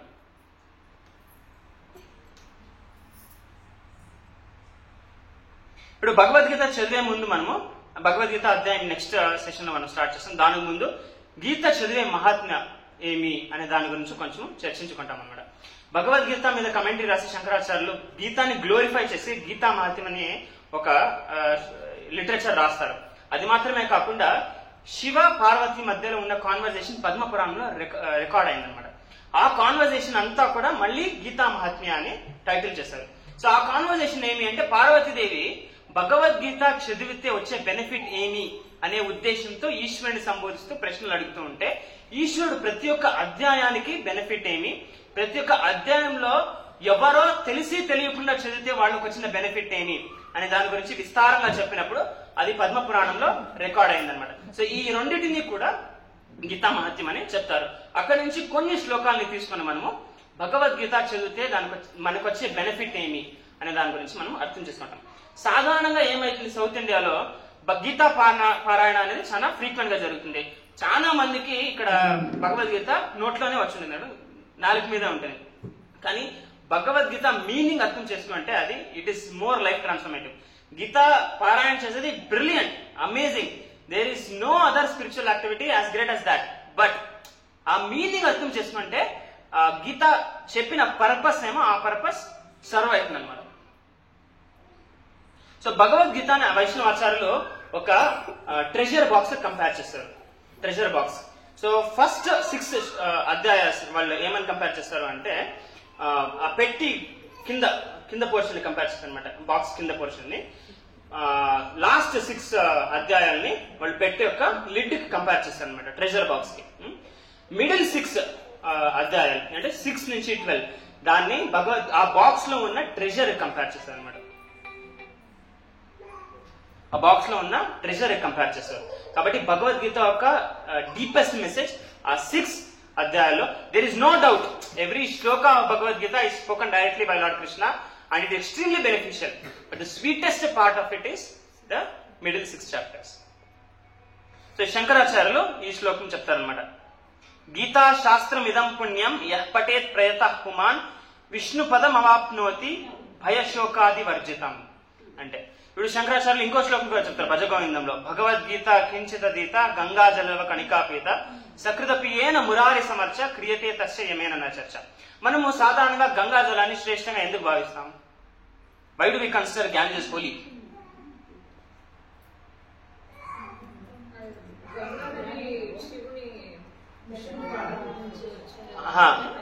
శివుని జట నుంచి వచ్చింది. శివుని జటలోకి గంగా ఎప్పుడు వచ్చింది? ఎప్పుడైతే భగవంతుడు వామనావతారాన్ని ఎత్తి బలిని ఉద్ధరించేకొస్తాడో అప్పుడు 2వ పాదం పైకి ఎత్తినప్పుడు అంతరిక్షాన్ని కూడా దాన్ని తీసుకునేకి 2వ పాదాన్ని పైకి ఎత్తినప్పుడు ఆ పాదము ఈ బ్రహ్మాండం ఒక షెల్ ఉంటుంది, బార్డర్, దానికి బ్రహ్మాండం ఒక బార్డర్ ని క్రాస్ అయ్యి ఆ అవతల ఉన్న విరాజ నది అది స్వామి పాదాలకు తగిలి లోపలికి వస్తుంది అనమాట. అది గంగాజలంగా వస్తుంది. అది బ్రహ్మలోకంలోనే ఉంటుంది. ఎప్పుడైతే భగీరథుడు తపస్సు చేస్తాడో అప్పుడు ఈశ్వరుడు దాన్ని స్వీకరిస్తాడనమాట. సో భగవంతుని పాద కమలాల్ని కడిగిన గంగాని మనం ఎట్లా శ్రేష్టంగా భావిస్తామో అదే గంగ ప్రవాహము భగవంతుని ముఖ పద్మం నుంచి భగవద్గీతలా వచ్చిందనమాట. గీతాధ్యాయన శీలస్య ప్రాణాయామ పరస్య చ నైవ సంతి హి పాపాని సర్వజన్మ పూర్వజన్మ కృతాని చ. అంటే ఎవరైతే భగవద్గీత యొక్క పారాయణం చేస్తారో, భగవద్గీత యొక్క అర్థం తెలుసుకొని వాళ్ళ లైఫ్ ని ప్రాక్టికల్ గా వాడుకుంటారో భగవద్గీత మెసేజ్ ద్వారా, వాళ్ళు పూర్వజన్మంలో చేసిన కార్యాలు సమస్తం కూడా కడిగిపోతుంది. దీనికి ఒక వెరీ ఇంట్రెస్టింగ్ స్టోరీ ఉంది. ఒకసారి పార్వతీదేవి ఈశ్వరుని సంబోధిస్తూ భగవద్గీత ఒక అధ్యాయం చదివితే వచ్చే మహిమ ఏమి అనే దాని గురించి ఈశ్వరుని అడుగుతుంది అనమాట. అప్పుడు ఈశ్వరుడు ఒక కథ చెప్తాడు. అమర్దకపురం అంటే దక్షిణ భారతదేశంలో అమర్దకపురం అనే గ్రామం ఉండేది. ఆ గ్రామంలో భవశ్రమ అనే ఒక బ్రాహ్మణుడు ఉండేవాడు. ఆ బ్రాహ్మణుడు దుస్సంగం కావడం వల్ల 4 నియమాల్ని కూడా తెంచేవాడు. అంటే నాగరికత జీవితానికి 4 నియమాలు ఉన్నాయన్నమాట. అవి ఏమి? ట్రూత్ఫుల్నెస్, ఆస్టెరిటీ అంటే తపస్య, సత్యము, మర్సీ అంటే కరుణ, మళ్ళీ cleanliness. These four are the pillars of religion. So ఈ 4 పిల్లర్స్ ఆఫ్ రిలీజియన్ ని ఈ బ్రాహ్మణుడు విరిచాడనమాట. అంటే మద్యపానము, ధూమపానాలకి బానిసుడయ్యి, వ్యవయాలకి బానిసుడయ్యి, మళ్ళీ మాంసము అంతా స్వీకరించి అశుద్ధి జీవితంలో, అసత్య జీవితం సాగిస్తా ఉందన్నమాట. కాబట్టి ఆయన ప్రాణం వదిలేసిన తర్వాత ఒక ఖర్జూర వృక్షం అయిపోతాడు అనమాట. ఆయనకి నెక్స్ట్ జన్మం ఏం జరుగుతుంది? ఖర్జూర వృక్షంగా ఆయన పుడతాడనమాట. ఒకసారి ఏమైతుంది అంటే ఇద్దరు రాక్షసులు వచ్చేసి ఆ ఖర్జూర వృక్షం కింద కూర్చొని వాళ్ళు మాట్లాడుతూ ఉంటారు. ఆ రాక్షసులు ఎవరు? ఇద్దరు దంపతులు అనమాట. వాళ్ళు బ్రహ్మ రాక్షసులు. బ్రహ్మ రాక్షసులు అంటే ఏమి? ఎవరైనా చాలా చాలా తప్పుడు కార్యాలు చేసి దానికి పరిష్కారమే లేకపోతే, అంటే ఎట్లా నరకలోకాలంలో కూడా పరిష్కారం లేకపోతే వాళ్ళు రాక్షసులుగా పుడతారు. అంటే బ్రాహ్మణులు అందులో అన్ని తత్వాలు బాగా తెలిసి బ్రాహ్మణులుగా ఉండి వాళ్ళు ఎప్పుడైనా ఇలా పుడితే వాళ్ళు బ్రహ్మ రాక్షసులుగా మారుతారు. అంటే మోస్ట్ పవర్ఫుల్ రాక్షసస్. సో ఒక గ్రామంలో కుషిబల్ కుమతి అనే ఇద్దరు దంపతులు ఉండేవాళ్ళు. వాళ్ళిద్దరూ కూడా, ఆయన చాలా మంచి వ్యక్తి, చాలా నిష్ఠగా ఉండేవాడు. కానీ ఆయన భార్య చాలా చాలా పాపి అన్నమాట. సో భార్యని మార్గదర్శనం చేయకుండా, సరిగ్గా కోచ్ చేయకుండా, సరిగ్గా ఆధ్యాత్మిక మార్గంలో ముందుకు సాగకుండా ఉండిన దానికి ఆమె చేసిన కార్యాలకు కూడా ఈయన రెస్పాన్సిబుల్ అయితే ఇద్దరు ప్రాణం విడిచిన తర్వాత బ్రహ్మ రాక్షసులుగా మారిపోతారనమాట. ఒకసారి వాళ్ళిద్దరూ కూడా అదే ఖర్జూర వృక్షం, ఏ ఖర్జూర వృక్షం? భవశ్రముడు మళ్ళీ ఖర్జూర వృక్షంగా పుడతాడే, ఆ ఖర్జూర వృక్షం కింద కూర్చొని వాడు బ్రహ్మ రాక్షసులు చర్చించుకుంటా ఉంటారు, మాట్లాడుకుంటా ఉంటారు అనమాట.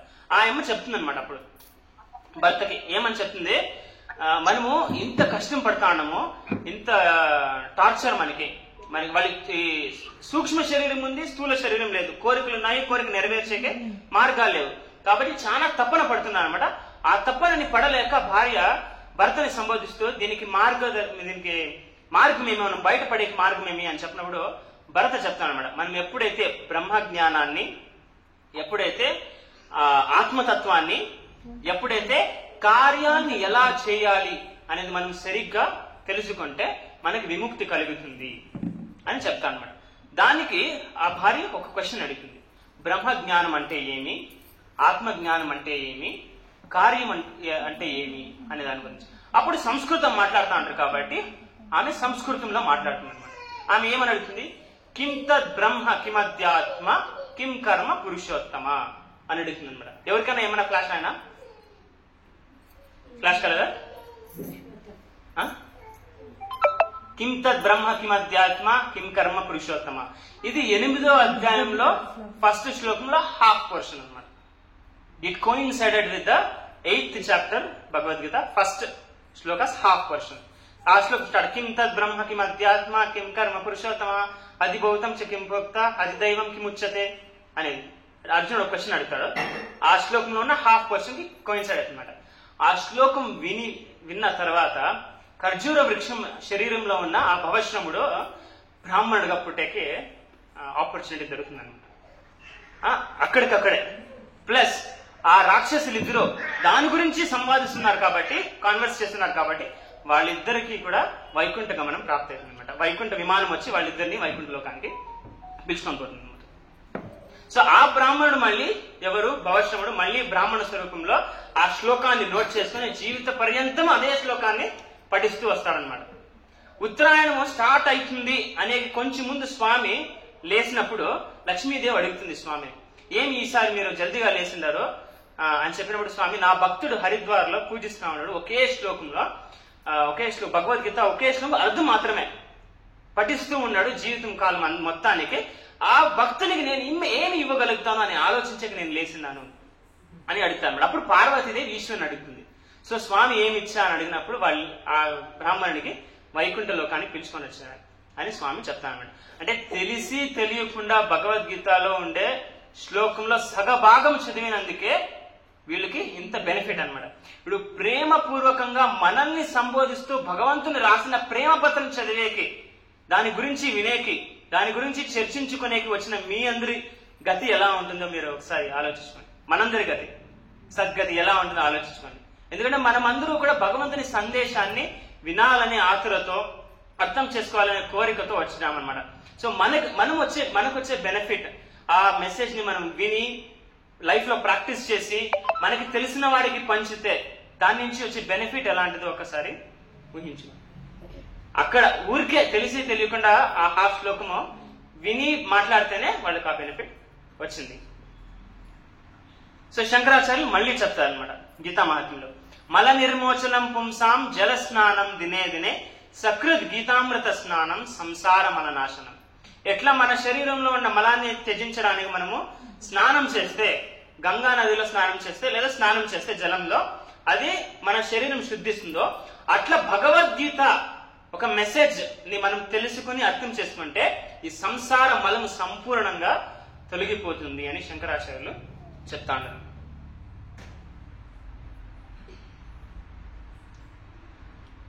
భారతామృత సర్వస్వం విష్ణు వక్తాద్వినిశ్రుత గీతా గంగోదకం పీత్వ పునర్జన్మన విద్యతే. అంటే శ్రీమద్ మహాభారతంలో ఉండే శ్రీమద్ మహాభారతంలో ఎన్ని పర్వాలు ఉండేది? 18 పర్వాలు. వేదవ్యాసులు ద బెస్ట్ స్టోరీ రైటర్ అనమాట. వేదవ్యాసులు ద బెస్ట్ స్టోరీ రైటర్. ఆయన ఉద్దేశం మహాభారతం ఇయ్యాలని కాదు, ఆయన ఉద్దేశం భగవద్గీత ఇయ్యాలని, లోకలందరికీ భగవద్గీత ఇయ్యాలని. కానీ ఇది 700 శ్లోకాస్ సిద్ధాంతము, గాఢమైన వేదిక సిద్ధాంతము. మీరు చదవండి అంటే ఎంతమంది చదువుతారో? ఎవరు చదవలే. ఇది 100 మంది బ్రదర్స్, మళ్ళీ 5 కజిన్స్, వాళ్ళ మధ్యలో జరిగిన సంగ్రామం మధ్యలో హీరో ఇంకేమి ఆరో షూట్ చేయాలా, అప్పుడు హీరో నేను యుద్ధం చేసేలే. ఇప్పుడు for example Indian army general border దగ్గరికి పోయి he is now ready to give command to attack the opposing forces, అప్పుడు నేను యుద్ధం చేసేలే అని అంటే అప్పుడు అందరూ వింటారు కదా, ఎందుకు యుద్ధం చేసేది, మళ్ళీ ఎవరు కన్విన్స్ చేసి, ఎలా కన్విన్స్ చేసి, ఆ మెసేజ్ ఏమి అన్ని ఆతురతని సృష్టించేకి మహాభారతంలో ఉండే 18 పర్వస్ మధ్యలో 9వ పర్వంలో దాంట్లో మధ్యలో భగవద్గీతని ఆయన ప్లేస్ చేశారనమాట. మనం సీరియల్స్ చూస్తే ఆ ఒక పార్ట్ స్కిప్ చేసి మిగతా అంతా చూపిస్తారు మనకి. బట్ మహాభారత ఉద్దేశమే భగవద్గీత ఇచ్చేదన్నమాట. సో వేదవ్యాసులు ఎంత ఆలోచించిండొచ్చు చూడండి మన కళ్యాణానికి. సో ఆయన at the epitome of climax యుద్ధంలో ఆయన భగవద్గీత ఇంట్రొడ్యూస్ చేశారనమాట. సో భగవద్గీతని ఎవరైతే వింటారో వాళ్ళకి పునర్జన్మము ఉండలేదు అని. మనము పునర్జన్మం ఉండకుండా ఉండేదానికి లేదా మన సంసారం మనం నాశనం అయ్యేదానికి ఈ ఉద్దేశంతో కాదు భగవద్గీత చదివేది. భగవంతుని పట్ల మనకున్న సంబంధాన్ని పునఃస్థాపించుకోవడానికి, భగవంతుని ప్రేమని ఆస్వాదించడానికి, భగవంతుని పట్ల ప్రేమ చూపించడానికి మనం భగవద్గీతని అర్థం చేసుకుంటున్నాం.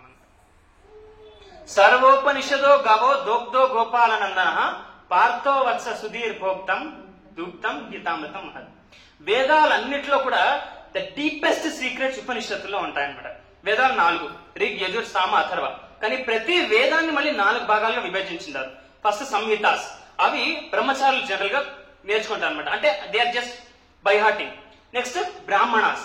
బ్రాహ్మణాస్ అనేది గృహస్థులు యజ్ఞాలు చేసేటప్పుడు, యాగాలు చేసేటప్పుడు, వాళ్ళ కార్యాలు చేసేటప్పుడు చెప్పాల్సిన శ్లోకాలు అనమాట. దాని తర్వాత వచ్చే భాగం అరణ్యకాస్. వానప్రస్థులు ఈ పార్ట్ ని చదువుతారనమాట. లాస్ట్ పార్ట్ ఏమి ఉపనిషత్తులు, ఇవి సన్యాసులు చదువుతారనమాట.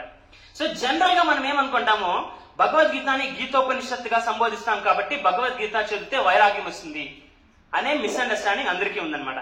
కానీ భగవద్గీత 700 శ్లోకాస్ లో ఎక్కడా కూడా శ్రీకృష్ణ భగవానుడు వైరాగ్యం గురించి చెప్పిండేది. ఆయన చెప్పిండేది మన కార్యాలు మనం ఎలా చేయాలి అనే దాని గురించి చెప్పాడనమాట.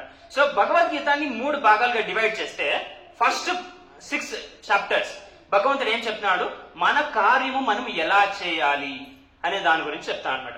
నెక్స్ట్ 6 అధ్యాయాల్లో భగవంతుడు ఏం చెప్తున్నాడు, మీ కార్యాలు నా కోసం ఎలా చేయాలి అనే దాని గురించి భగవంతుడు చెప్తున్నాడు అనమాట. లాస్ట్ 6 అధ్యాయంలో ఏం చెప్తానంటే ఈ కార్యాలు భౌతిక జగత్తులో ఉండి నా కోసం ఎలా చేయాలి, అంటే భౌతిక జగత్తుని ఎలా త్యజించాలి అనే దాని గురించి భగవంతుడు చెప్తానులే.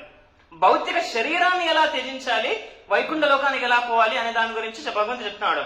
కానీ మనకున్న రెస్పాన్సిబిలిటీస్ కార్యాలని త్యజించమని కానీ భగవంతుడు చెప్తానులే.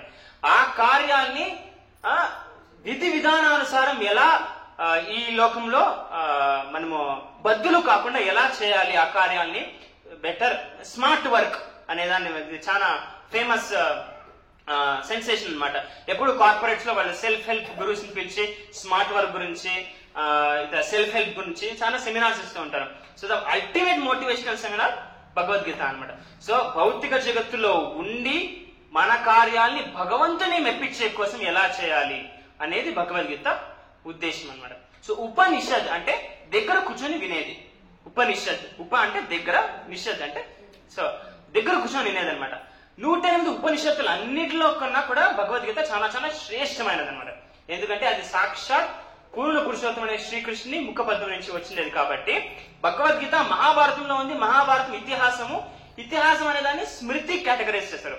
అయినప్పటికీ అది సాక్షాత్ భగవంతుడే చెప్పాడు కాబట్టి ఉపనిషత్తులు అన్నిటికన్నా శ్రేష్టమైన ఉపనిషత్తు భగవద్గీత అన్నమాట. శంకరాచార్యులు ఏం చెప్తా అంటే సర్వోపనిషదో గవో. ఇప్పుడు ఉపనిషత్తులు అన్నిటినీ మనం ఒక గోవుకి పోలిస్తే దోగ్ధో గోపానందన, ఆ గోవు ఒక సారమేమి పాలు. ఆ పాలు రావాలంటే మనకి 2 కావాలా, పాలు పితికేవాడు ఉండాలా, ఆ పాలు ప్రేమపూర్వకంగా గోవు ఇవ్వాలంటే ఆ గోవు ఒక వత్స ఉండాలి. సో వత్స కోసం ఎవరు అర్జునుడి కోసము ఉపనిషత్తుల్లో ఉన్న అతి గాఢమైన సందేశాన్ని శ్రీకృష్ణుడు అతి సులభంగా అర్జునుడి కోసము ప్లస్ రసికులైన మనందరి కోసము దోగ్ధో గోపాలనందన పాలతో వత్స సుధీర్ భోగ్ధం దుగ్ధం గీతామృతం మనందరి కోసం భగవంతుడు ఆ అతి అద్భుతమైన రహస్యాన్ని, అతి గుహ్యమైన రహస్యాన్ని మనందరికి ప్రసాదిస్తున్నాడు అనమాట. శంకరాచార్యులు ఇంకోటి చెప్తాడు, ఏకం శాస్త్రం ఏమి దేవకీ పుత్ర గీతం, let there be only 1 literature, Devaki పుత్ర గీత. ఏకో దేవో దేవకీ పుత్ర ఏవ, ఒకే భగవంతుడు. ఎవరు ఆయన? దేవకీ పుత్రుడు కృష్ణుడు. మళ్ళీ ఏకో మంత్రస్తస్య నామాని అని, ఒకే మంత్రముని ఆయన ఒక నామస్మరణం. కర్మాపి ఏకం తస్య దేవస్య సేవ, మనందరికీ ఒకే కర్మ ఉంది, అది ఏమి భగవంతుని సేవ చేయడం. మన వర్ణాశ్రమాల అనుసారము మనం చేసే రెగ్యులర్ కార్యాల అనుసారం, మనం స్టూడెంట్ అయితే మన స్టూడెంట్ రెస్పాన్సిబిలిటీసే కానీ, మనం బిజినెస్ మెన్ అయితే మన బిజినెస్ రెస్పాన్సిబిలిటీసే కానీ, మనం ఫ్యామిలీ లీడ్ చేసినట్టే ఫ్యామిలీతో ఉన్న మన రెస్పాన్సిబిలిటీసే కానీ, ఈ ప్రతి ఒక్క రెస్పాన్సిబిలిటీని భగవంతుని మెప్పించే కోసం ఎలా చేయాలి, చేసే విధానం మారలే బట్ చేతనం మారుతుంది అనమాట. సో భగవంతుని మెప్పించే కోసం ఎలా ఆ కార్యాలను చేయాలి అని నేర్పించేదే భగవద్గీత యొక్క ఉద్దేశం అనమాట. సో ఈ రోజు మనం ఏమేమి చర్చించుకున్నాం, ఈ రోజు మనము భగవద్గీత ఏ చేతనంతో అర్థం చేసుకోవాలా, భగవద్గీతను అర్థం చేసుకోవాలా అంటే మనకున్న ఉండాల్సిన లక్షణాలేమి, శ్రీకృష్ణ భగవానుడే భగవంతుడు అనే దానికి 4 ఆధారాలేమి, అదైన తర్వాత గీతా మహత్యం గురించి మనము చర్చించుకున్నాం. నెక్స్ట్ థర్స్డే వచ్చే సెషన్ లో మనము మహాభారతం బ్యాక్గ్రౌండ్ కొంచెం చర్చించుకొని భగవద్గీత ప్రథమ అధ్యాయం గురించి డిస్కస్ చేసుకుంటాం. సో ఇంత పేషెంట్ గా ఇంత అటెంటివ్ గా విన్న మీ అందరికీ కూడా చాలా చాలా కృతజ్ఞతలు. హరే కృష్ణ. ఎవరికైనా ఏమైనా క్వశ్చన్స్ ఉంటే అడగచ్చు. One of the surprising and most interesting things with seminars at college, నేను ఇంటా ఉండే ఇస్కాన్ సెమినార్స్ గురించి ఏమి అంటే, సెమినార్ అంతా ఆయన ఇంకా క్వశ్చన్ అడిగే ఆపర్చునిటీ ఉంటా అంట. Generally religion is a domain where questions are not very encourage. Question అడిగితే ఈజ్ ఎ ఫెయిత్లెస్ పర్సన్, నాస్తికుడు అనే మైండ్ సెట్ ఉందన్నమాట. కానీ వేదిక్ లిటరేచర్స్ అలా కాదు. Every vedic literature is a question and answers. ఉపనిషత్తులు question and answers, Bhagavad Gita is question and answers between Arjuna and Krishna, Srimad Bhagavatam is question and answers between Shaunaka Rishi, Suta Goswami. అట్లా ప్రతి ఒక్క గ్రంథము కూడా question and answers. It is a discussion, it is not one side upload and another side download. So మీకు ఏమైనా questions ఉంటే I very much encourage to ask you to ask any questions. కృష్ణుడు వచ్చేసి ఆది కానీ మామూలుగా మనం నాకు తెలిసిందే వచ్చి 8 అవుతారు కదా కృష్ణుడు. అది అది ఎట్లా ఆది పురుషుడు కృష్ణుడు అన్నప్పుడు ఇక్కడ 8 అవతారంగా కృష్ణుడు ఎట్లా జరుగుతుంది అంటే దానికి ముందు ఇంకే అవతారాలు అయిందంటే. వెరీ గుడ్, చాలా మంచి క్వశ్చన్ అనమాట. సో ఈ దశావతారాలు అనేది ఆచార్యుల ఫేవరెట్ అవతారాస్ అనమాట. They are not the only avatars. First ఆయనకు అనంతమైన అవతారాలు ఉన్నాయి. ఆ అవతారాలు ఫేవరెట్ ఆచార్యులకు చాలా ఇష్టమైన అవతారాలు లీల అవతారాలు ఈ దశావతారాలు అనమాట. ప్లస్ దశావతారాలు మనం ఏ ఆర్డర్ లో చెప్తాము, మత్స్య, కూర్మ, వరాహ, నారసింహ, వామన, పరశురామ, రామ, బలరామ, బుద్ధ, కల్కి ఇట్లా చెప్తాం. కొన్ని తర్వాత కృష్ణుడు యాడ్ చేస్తారు, అదే డిఫరెన్స్. సో ఈ అవతారంలో భగవంతుడు అవతరించలే ఈ ఆర్డర్ లో, ఎందుకంటే మత్స్యావతారం ద మోస్ట్ రీసెంట్ అవతారం అనమాట. ఈ ఆర్డర్ లో మీరు లెక్కేసుకుంటే అతి పురాతనమైన అవతారము వరాహ అవతారం. ఎందుకంటే వరాహ అవతారం వచ్చింది ఇది భూగ్రహాన్ని ఎత్తేకి.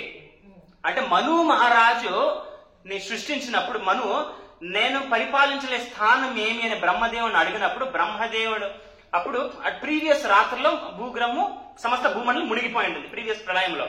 అప్పుడు బ్రహ్మదేవుని ముక్కులో నుంచి వరాహావతారము ఉద్భవించి ఆ భూమండలాన్ని మళ్ళీ ఆ ప్లేస్ లో స్వామి ప్రతిష్ఠ చేశారు అనమాట.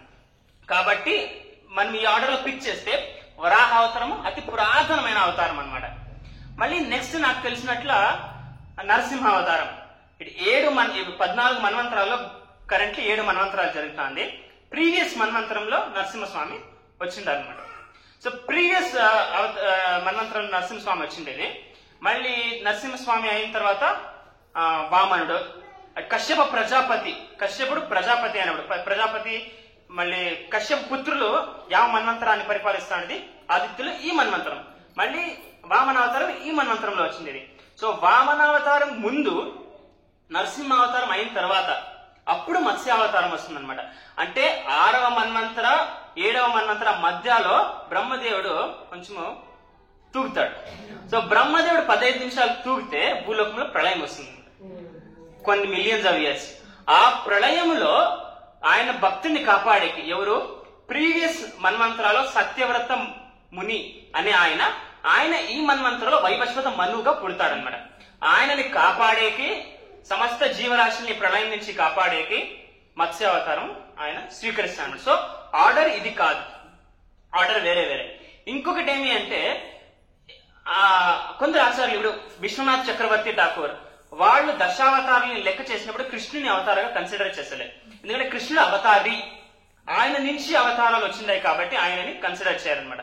సో ఇప్పుడు ఇంకొక ఎగ్జాంపుల్ ఏమి అంటే ప్రధానమంత్రి, ఇప్పుడు ఫర్ ఎగ్జాంపుల్ నరేంద్ర మోదీ గారు 2014లో ఆయన ప్రధానమంత్రి అయ్యారు. కర్ణాటకకు వచ్చింది మేబీ రీసెంట్ అనుకోండి. అప్పుడు కర్ణాటక ప్రధానమంత్రి వస్తే ఆయన వచ్చిన రోజు ప్రధానమంత్రి ఆయన లేదు, ఆయన వచ్చిన రోజు కర్ణాటక ఫస్ట్ వచ్చారు. సో శ్రీకృష్ణ భగవానుడు ఈ ఆర్డర్ కన్సిడర్ చేసినప్పటికీ ఎన్ని అవతారాల తర్వాత వచ్చినా కూడా ఆయన అప్పుడు వచ్చాడే కానీ అప్పుడు పుట్టాడని కాదు. ఇప్పుడు సూర్యుడు ఉదయించినప్పుడు అస్తమించినప్పుడు కొందరు tribals maybe they understand that సూర్యుడు పుడతాడు, సూర్యుడు చేస్తాడు అనేది. They may think that every day new sun is being born and he is dying in the evening. But వాస్తవానికి అది కాదు. సూర్యుడు పుడతాడు, I mean sun rises and sets, but he the same sun. So Sri Krishna భగవానుడు అట్లా అనమాట. ఒక్కొక్క కాలం అనుసారం ఒక్కొక్క బ్రహ్మాండంలో ఆయన ప్రకటిస్తాడు. కానీ ఆయన ప్రకటన, ఆయన అవతరణ అంటామే గాని ఆయన అప్పుడు పుడతా ఉండలే. ఆయన శాశ్వతంగా ఆయన లోకంలో ఆయన ఉన్నాడు. ఆయన లీలని ప్రకటించడానికి సమయ కాల సందర్భం అనుసారము ఈ లోకంలో ప్రకటిస్తాడనమాట. సో దానికే వాటిని అవతారము అనేది. దాన్ని సృష్టి అనలే, భగవంతుని సృష్టి అనలే, భగవంతుని అవతారము అంటారు. క్లారిఫై. కృష్ణుడు అవతారాల లెక్కే వేసలేదు, కృష్ణుడు అవతారి అనే లెక్క. అదే సౌత్ ఇండియాలో ఉండే కన్ఫ్యూజన్ అదే. కృష్ణుడు ఒక అవతారము, శ్రీ నారాయణకి కృష్ణుడు ఒక అవతారము అని మనం సహజంగా తెలుసుకుంటాం. కానీ వాస్తవంగా శాస్త్రానుసారము కృష్ణుడి నుంచి అన్ని అవతారాలు అని మనము అర్థం చేసుకోవాలి శాస్త్రం నుంచి. ఇప్పుడు భీష్మ పితామహులు యుధిష్ఠిర మహారాజు చెప్పినదే కానీ, లేదా వేదవ్యాసులు అదే శ్రీమద్ భాగవతంలో చెప్పారు కానీ, అన్ని అవతారాలని వర్ణించి ఈ అన్ని అవతారాలకి మూలాధారము శ్రీకృష్ణ భగవానుడే అని చెప్పారు. ఇంకేమైనా క్వశ్చన్స్ ఉన్నాయా? హరే కృష్ణ. మీ అందరికీ చాలా చాలా థ్యాంక్స్. మీరు ఒక రకంగా నా మీద కరుణించారు. ఎందుకంటే ఈ భౌతిక జగత్తులో త్రిగుణాల్లో ఉండే నేను మాట్లాడాలా అంటే నాకు కొంచెం ఎంకరేజ్మెంట్ కావాలి. సో ఎవరినైనా నా కళ్ళ ముందు చూస్తే it is very encouraging for me. So like that you have bestowed your compassion on me. So next Thursday మనము 4 o'clock కి ఇక్కడే ఫస్ట్ అధ్యాయము డిస్కస్ చేస్తాం. నెక్స్ట్ సెషన్ చాలా చాలా ఇంట్రెస్టింగ్ గా ఉంటుంది. ఎందుకంటే నెక్స్ట్ సెషన్ లో చాలా మనం మహాభారత్ గురించి డిస్కస్ చేస్తాము. మహాభారతం చాలా ఇంట్రెస్టింగ్ గా ఉంటుంది. బ్యాక్గ్రౌండ్ గురించి చర్చించుకొని సంగ్రామం, సైన్య నిరీక్షణ యోగంలో సంగ్రామంలో ఎవరెవరు చేరారు, ఎలా చేరారు, ఏం చేశారు అక్కడ అనే దాని గురించి మనము చర్చించుకోవాలి. హరే కృష్ణ.